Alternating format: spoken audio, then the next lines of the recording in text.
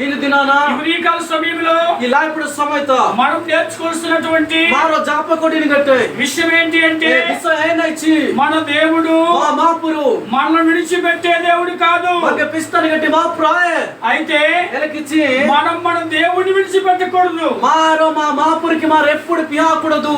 ఎన్నో కష్టాలు వస్తాయి, కష్టముక వాను సమస్యలు వస్తాయి, సమస్య వాను అడ్డులు వస్తాయి, ప్రత్యేక అడ్డు గట్ట వానే ఆటంకాలు వస్తాయి, అనేక విపదని గట్ట నీ జీవితంతో వానే. కానీ మాత్రం మన దేవుడిని మనం విడిచిపెట్టకూడదు. మాపురికి మారు ఎప్పుడు పరిత్యాగ కాకూడదు. అలా మనం జీవిస్తా వచ్చినప్పుడు నువ్వు బ్రతకర వార్తి మన జీవితంలో మా జీవితంతో మన దేవుడు మాపురు రెండంతల ఆశీర్వాదాన్ని దుయ్గుణ ఆశీర్వాదం లెక్క మనకు మంగెక్కి ప్రసాదిస్తాడు. మంగె హియనసి ఆ ఆశీర్వాదాలు మనం చూడాలి అంటే, ఆశీర్వాదం నువ్వు నాన్న సిరికాల వాళ్ళొచ్చి ఆ దీవెనలు మనం అనుభవించాలి అంటే ఇచ్చే ఏమతి మనకి ఆశీర్వాదం పాటల వాళ్ళొచ్చాతే మనము దేవుణ్ణి ఎన్నడూ కూడా విడిచిపెట్టకూడదు. మా మాపురికి ఎప్పుడే మన పరిత్యాగ కాకూడదు. కనుక బైబిల్ చెప్తా ఉంది, ఏదికి బైబిల్ వెస్పాయిన కథ 16వ కీర్తనలో ఇచ్చి గీత సంగీతం లెక్క 4వ వచనంలో 16వ కీర్తన 4వ వచనం రాయబడుతుంది.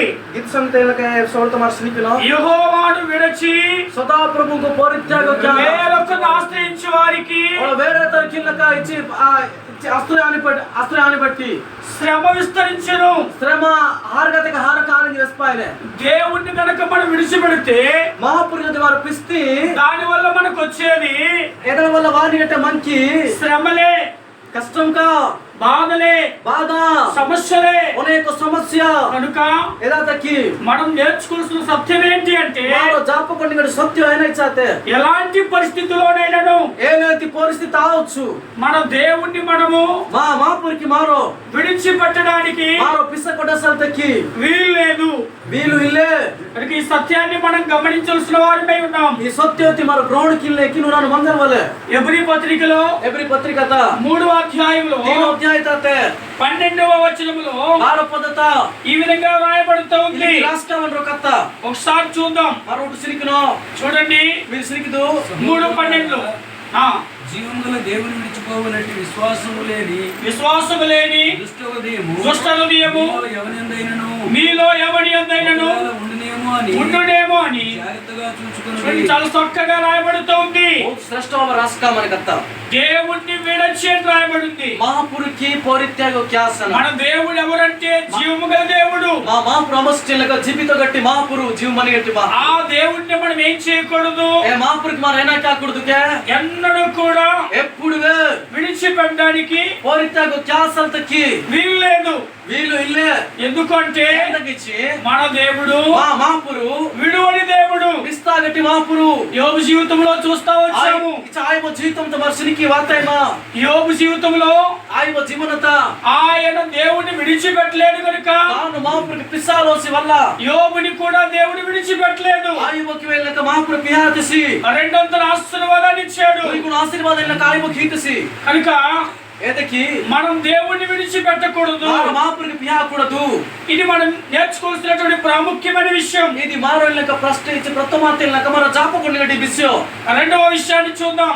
ఈ విషయం మార్చునికినో మన దేవుడు ఎవరు అంటే మహాపురు అమ్మసిచ్చి విడువని దేవుడు. మంగ పిస్తాగట్టి మహాపురు. ఆ విడువని దేవుడు పిస్తాగట్టి మహాపురు మనలను మంగకి విడిచిపెట్టకుండా పిస్తా గుట్టే ఉండాలి అంటే మంజల వలిచి మనం ఏం చేయాలి అన్నది మనం చూస్తా ఉన్నాం. మొదటిగా దేవుణ్ణి విడిచిపెట్టకూడదు. మహాపురికి పియాకూడదు. రెండవదిగా ఏం విడిచిపెట్టకూడదు చూద్దాం. ఎబ్రీయులకు రాసిన పత్రిక 2వ అధ్యాయము 1వ వచనం చదువుదాం. కావున మనము వినిన సంగతులను విడిచిపెట్టి కొట్టుకుంటూ పోకున్నట్లు వాటి యందు విశేష జాగ్రత్త కలిగి ఉండవలెను. చూడండి, ఇక్కడ రాయబడింది మనం వింటున్న సంగతులను విడిచిపెట్టకూడదు. మారో వెంజమని ప్రత్యేక కత్తెలనక మారో పిసకొట్టకూడదు. ఇది రెండవ విషయం. ఇది నీ విషయం.